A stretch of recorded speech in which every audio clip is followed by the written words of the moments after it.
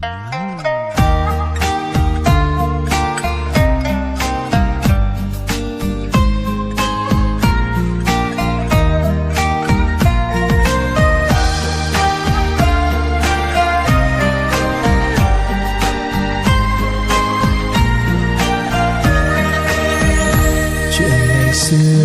của tôi, nhà gần bên có cô bạn thân.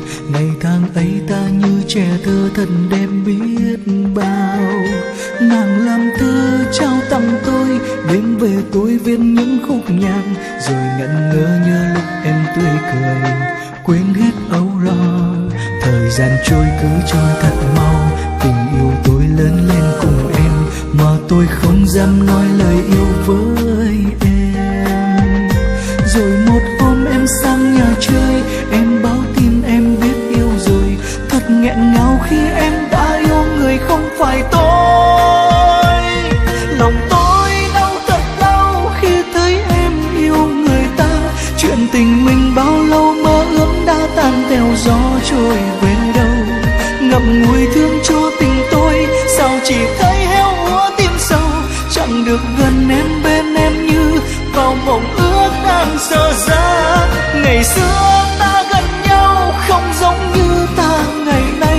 Chẳng phải buồn cô đơn mong nhớ đêm đêm nhức nhối như giờ đây. Người đã đi theo người ta, chỉ còn lại ký ức phai nhòa. Chuyện một người yêu cô bản thân thôi nay đành lỡ.